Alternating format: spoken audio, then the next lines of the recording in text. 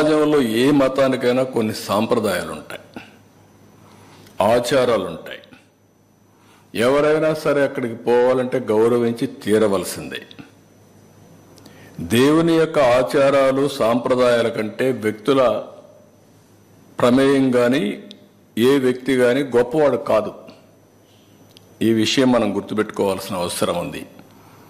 దేవుడి ఆచారాలని భక్తుల మనోభావాలను ప్రశ్నించేలా, ధిక్కరించేలాగా ఎవరూ ప్రవర్తించకూడదు. ఇప్పుడు కలియుగ వైకుంఠమైన తిరుమల వెంకటేశ్వర స్వామి హిందువులకి అతిపెద్ద పుణ్యక్షేత్రం. అది హిందువులకు అందరికీ ఒక దివ్యక్షేత్రం. ప్రతి ఒక్కరికి ఒక కోరిక, జీవితంలో ఒక్కసారైనా వెంకటేశ్వర స్వామి దగ్గరికి వెళ్ళి దర్శనం చేసుకొని మొక్కులు తీర్చుకోవాలి అనేది ప్రతి ఒక్కరి యొక్క కోరిక. ఇవన్నీ కూడా అది మన రాష్ట్రంలో ఉండడం తెలుగువారి అదృష్టం. అలాంటి భక్తులు అత్యంత పవిత్రంగా భావించే ఈ క్షేత్ర పవిత్రను కాపాడవలసిన బాధ్యత ప్రతి ఒక్కరిపైన ఉంది.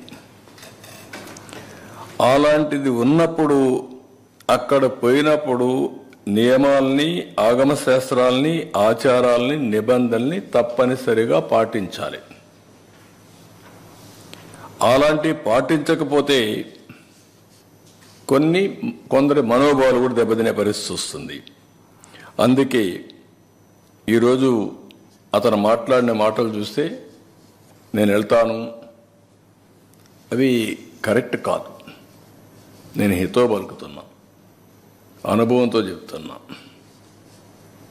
మీరు నేను ఇంత మునుపుడు పోయాను, నేను ఎందుకు పోకూడదంటే, ఇంత మునుపు మీరు రూల్ వైలేట్ చేస్తే మళ్ళీ చేయాలనా?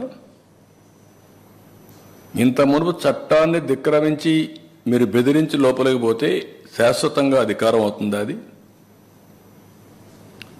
శాసనాల్ని, చట్టాలని చేసే శాసనసభ్యులు మనం చేసిన శాసనాల్ని గౌరవించకపోతే ప్రజలు ఎందుకు గౌరవించాలి? అంటే రౌడీజం చేస్తాం, ఏమైనా చేస్తాం అనే విధంగా మాట్లాడడం కరెక్ట్ కాదు. ఎప్పుడు మైసూరుకు పంపించారు? ఎప్పుడు పంపలా? మైసూరుకు పంపలా, గుజరాత్కు పంపలా. NABL టెస్టింగ్ చేయించను దాంట్లో. మనం ఎందుకు చేయలేదో మనం కోసం చేసుకోవాలి.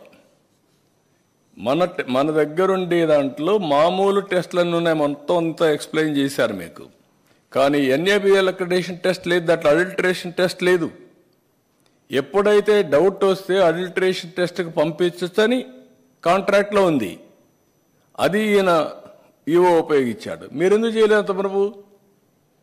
ఏదో సింపుల్గా రిజెక్ట్ చేశామంటే కొన్ని పంపించారు, కొన్ని వాడేశారు. అడల్టరేషన్ ఎప్పుడు చూడలేదు కదా మరి. అంటే దాన్ని కూడా మభ్యపెట్టి మాట్లాడడం ఏంటి? అడల్టరేషన్ టెస్ట్ టీటీడీలో ఉందా? ఆ వ్యవస్థ లేనప్పుడు వీఆర్ టాకింగ్. అన్ని టెస్టులు చేస్తున్నారు. 14 సార్లు చేశాం, 18 సార్లు చేశాం.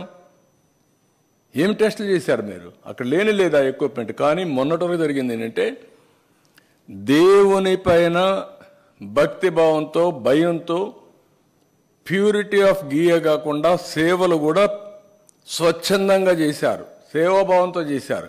కాబట్టి ఇలాంటి బయటపడలేదు. ఇప్పుడు విచ్చలవిడితనం వచ్చింది.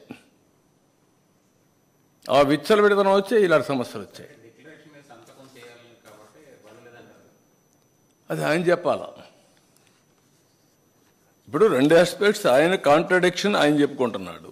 నేను అడిగే స్ట్రైట్ క్వశ్చన్, మీరు రాత్రిలో బైబిల్ చదువుకుంటానంటారు, ఓకే, తప్పులేదంట, నేను తప్పు పట్టను. That is your right.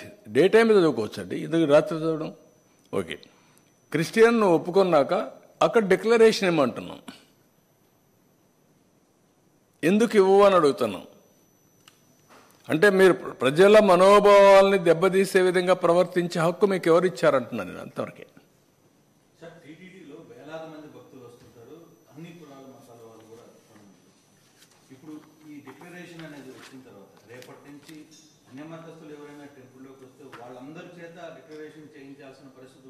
అది ఉంటుంది. అది నోన్ పర్సన్స్ ఎవరైనా వస్తే వాళ్ళు కంపల్సరీ చేయాలి. అన్నోన్ తెలియకుండా పోతే ఎవరేం చేయలేరు. ఐడెంటిఫై చేసే వ్యవస్థ మన దగ్గర లేదు కాబట్టి వాళ్ళు వెళ్తే అది వేరే. కానీ వెంకటేశ్వర స్వామి దగ్గరికి వచ్చిన వేరే మతస్థులు అయితే నోన్ పర్సన్స్ ఉంటే they have to sign. Nothing wrong in it.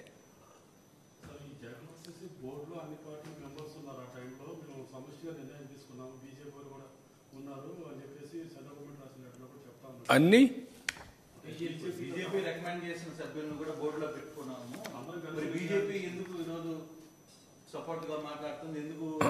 అంటే బీజేపీ చెప్పిన ఇది ఉంటే కూడా అండి, మీకు పర్మిషన్ ఇచ్చారా బీజేపీ కానీ రాజకీయ పార్టీలు కానీ రాజ్యాంగం కానీ మీరు పోవడానికి?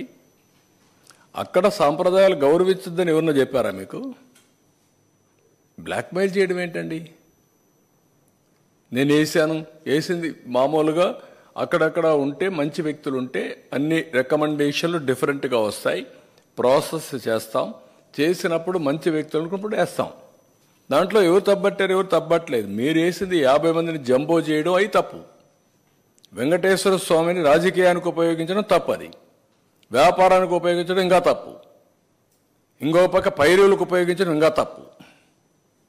అవన్నీ చేశారు. ఎవరండి ఆ జాయింట్ ఈవో? ఎందుకు ఈవోగా పెట్టారండి జాయింట్ ఈవో అని? ఏ సర్వీస్ అండి? One of the premier service. TTD అనేది ప్రీమియర్ సర్వీస్.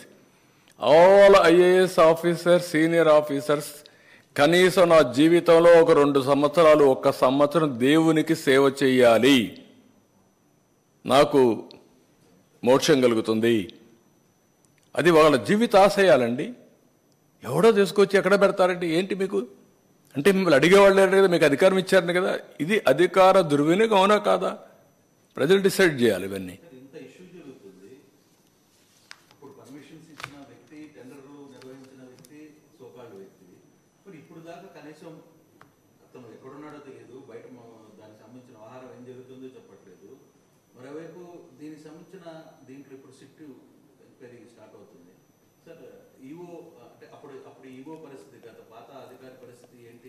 చూద్దాం.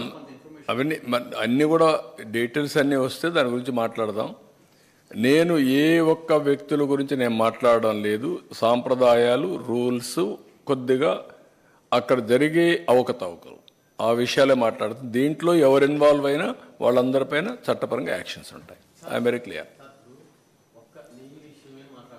నెయ్యి విషయమే కాదు,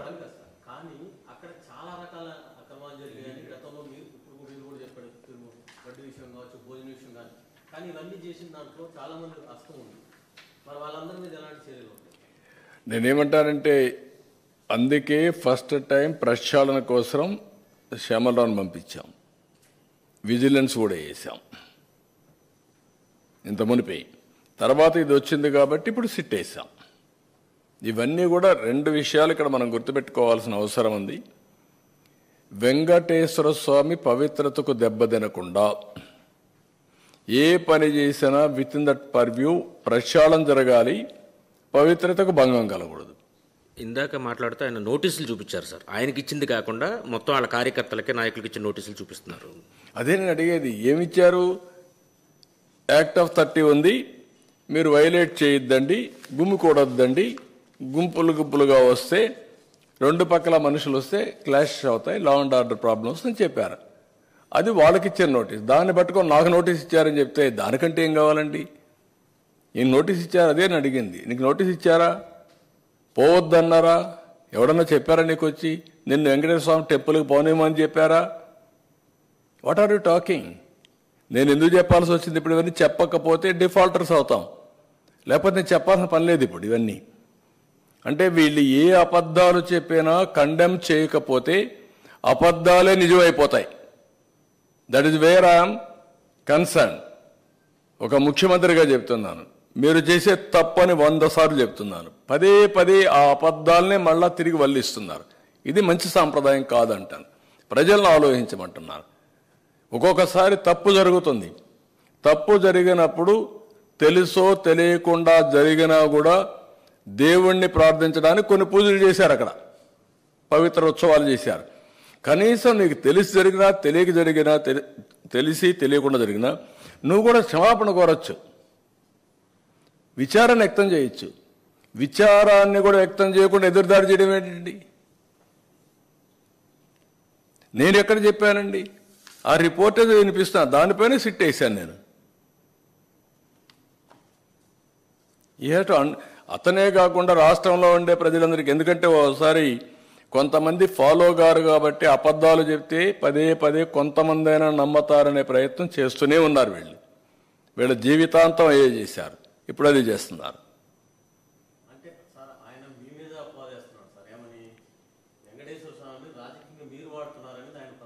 అంటే నేను వెంకటేశ్వర స్వామికి అపచారం చేసినా వీళ్ళని సపోర్ట్ చేయాలి, అప్పుడు నన్ను దేవుడు క్షమిస్తాడు.